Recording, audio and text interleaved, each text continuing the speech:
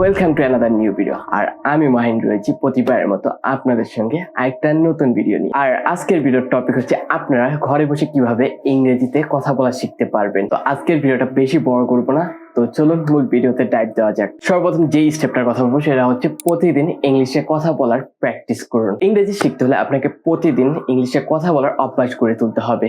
এটা আপনি প্রতিদিন 15 থেকে 20 মিনিট নিজের সঙ্গে বা আয়নার সামনে দাঁড়িয়ে ইংলিশে ফ্লুয়েন্ট ভাবে কথা বলে নিজেকে প্রস্তুত করতে পারেন। সেটা হতে পারে আপনি যেই জিনিসটা ভাবতেছেন, লাইক আপনি যেই জিনিসটা করতে চাচ্ছেন সেই জিনিসটাই আপনি আপনার আয়নার সামনে দাঁড়িয়ে সেটা বলার চেষ্টা করুন সম্পূর্ণ ইংলিশে। এইভাবে যদি আপনি প্রতিনিয়ত প্র্যাকটিস করেন তাহলে আপনার যে কথা বলার যে জড়তাটা রয়েছে ইংলিশে সেটা আস্তে আস্তে কমে যাবে। 2 নাম্বার যে স্টেপটার কথা বলবো সেটা হচ্ছে ইংরেজি ভিডিও বা ইংলিশ মুভি দেখা। আপনার পছন্দের যে সিনেমাগুলো রয়েছে বা যে সিরিজগুলো রয়েছে সেগুলো আপনি ইংলিশ সাবটাইটেল সহ দেখতে পারেন। আস্তে আস্তে যখন আপনার এই মুভি এবং ইংলিশ সিনেমাগুলো দেখার অভ্যাস তৈরি হবে তখন আপনি ধীরে ধীরে যে সাবটাইটেল গুলো দিয়ে আগে দেখতেন সেটা আস্তে আস্তে কমিয়ে দিবেন অ্যান্ড অথেন্টিক ভাবে দেখার চেষ্টা করবেন যেখানে কোনো সাবটাইটেল নেই। তারা যে কথাটা বলতেছে সেটার মিনিং বোঝার চেষ্টা করুন। এই জন্য আমি আপনাকে 2টা সিরিজের কথা বলতে পারি যে 2টা সিরিজ অবশ্যই আপনাকে হেল্প করবে ইংলিশ স্পিকিং শেখার ক্ষেত্রে অনেক বেশি। সেটা হচ্ছে ফ্রেন্ডস অ্যান্ড শার্লক হোমস। এই 2টা খুবই এন্টারটেইনিং অ্যান্ড এর মাধ্যমে আপনার ইংলিশ শেখাটা অনেক বেশি সহজ হয়ে যাবে। 3 নাম্বার যে স্টেপটার কথা বলবো সেটা হচ্ছে প্রতিদিন 5 থেকে 10টি নতুন শব্দ শেখার চেষ্টা করুন। ইংলিশ স্পিকিং শেখার ক্ষেত্রে সব থেকে গুরুত্বপূর্ণ যে জিনিসটা হচ্ছে সেটা হচ্ছে ভোকাবুলারি। And vocabulary জ্ঞান থাকা আপনার জন্য must be like one of the essential thing in this entire journey. তাই বলা যায় আপনাকে ভোকাবুলারির উপর অনেক বেশি সময় দিতে হবে। প্রতিদিন আপনি 5 থেকে 10টি নতুন শব্দ শেখার চেষ্টা করবেন এন্ড সেই শব্দগুলো দিয়ে একটি বাক্য তৈরি করার চেষ্টা করবেন। সেটা হতে পারে উদাহরণস্বরূপ এইরকম, আজ আপনি একটা নতুন শব্দ শিখলেন সেটা হচ্ছে রেজিলিয়েন্ট। এখন এটা দিয়ে একটা বাক্য তৈরি করবেন আর বাক্যটা হবে I am a resilient person. আর রেজিলিয়েন্টের বাংলা মিনিং হচ্ছে দৃঢ় প্রতিজ্ঞ। তো এইভাবে প্রতিনিয়ত অল্প অল্প করে ভোকাবুলারি গুলো শিখুন, এতে আপনার ভোকাবুলারি যে বাস্কেটটা রয়েছে সেটা আস্তে আস্তে বাড়তে থাকবে। 4 নাম্বার যে স্টেপটার কথা বলবো সেটা হচ্ছে আপনাকে প্রতিনিয়ত ইংলিশ বই বা নিউজ পেপার পড়তে হবে। যদি আপনি আমাকে জিজ্ঞেস করেন যে ইংলিশ শেখার সব থেকে সহজ পদ্ধতি কি, তাহলে আমি আপনাকে সাজেস্ট করবো যে আপনি যত বেশি পারেন বই পড়ুন বা ইংলিশ নিউজ পেপার গুলো পড়ার চেষ্টা করুন। আপনি সর্বপ্রথম শুরু করতে পারেন সহজ যে ইংরেজি গল্প বইগুলো রয়েছে শিশুদের জন্য সেগুলো থেকে শুরু করতে পারেন। দেন ধীরে ধীরে আপনি শিফট করে নিউজ বা ব্লগ যেগুলো রয়েছে সেগুলো পড়ার দিকে মনোযোগী হতে পারেন।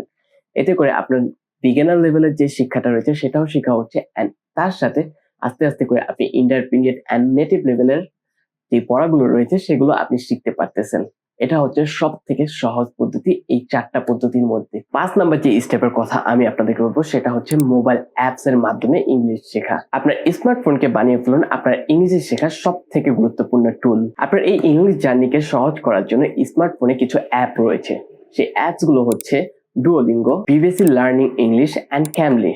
এই অ্যাপস গুলোর মাধ্যমে আপনার ইংলিশ লার্নিং অনেক বেশি সহজ হয়ে যাবে। বিশেষ করে বর্তমান এই এআই এর যুগে আপনি এআই এর মাধ্যমে রিয়েল লাইফ টকিং করার মাধ্যমে আপনার ইংলিশ প্র্যাকটিস করতে পারেন। এই এআই এর আশীর্বাদে রাইট নাও অনেক মানুষ সহজে ইংলিশ শিখতেছে। 6 নাম্বার যে স্টেপটার কথা বলবো সেটা হচ্ছে এই থ্রু আউট দ্য ভিডিওর মধ্যে সব থেকে গুরুত্বপূর্ণ একটা স্টেপ। এইখানে আপনি আপনার যে ভুলগুলো রয়েছে সেগুলো রেকর্ড করবেন। আপনি যখন কথা বলতেছেন ইংলিশে সেটা রেকর্ড করার চেষ্টা করবেন and then রেকর্ড করার পর সেখানে কি ত্রুটিগুলো আপনি করতেছেন কথা বলার মধ্যে সেটা হতে পারে verb, noun or other kind of thing. তো আপনি চেষ্টা করবেন সেই ভুলগুলো থেকে নিজেকে শুধরিয়ে সংশোধন করে নতুন করে নিজেকে আবার প্রেজেন্ট করা। তো হোপফুলি এই 6 নাম্বার স্টেপটা আপনি আপনার জন্য অবশ্যই ব্যবহার করবেন। এটা আপনার জন্য গেম চেঞ্জার হতে পারে। তাহলে দেখতে দেখতে ভিডিওর শেষ মুহূর্তে চলে আসলাম।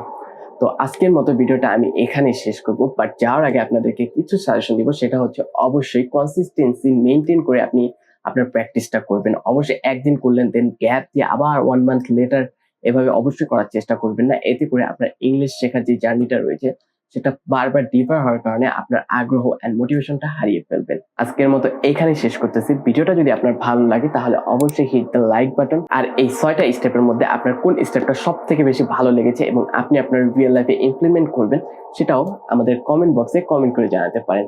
এন্ড অবশ্যই সাবস্ক্রাইব করতে ভুলবেন না, এতে করে আমার নিজের মোটিভেশন ধরে রাখতে অনেক বেশি হেল্প হয়। আর আরেকটা কথা বলি এআই এর কথা, যে এআই দিয়ে যদি আপনি আপনার রিয়েল লাইফ স্পিকিং প্র্যাকটিস করতে চান তাহলে আমার ডান সাইডে দেওয়া যে ভিডিওটা রয়েছে সেটা আপনি দেখতে পারেন। এখানে আমি প্রসেস টু প্রসেস সকল কিছু বলে দিয়েছি কিভাবে আপনি সকল কাজ করতে পারেন। তো আজকের মতো এখানে বিদায় নিচ্ছি। আসসালামু আলাইকুম, আল্লাহ হাফেজ।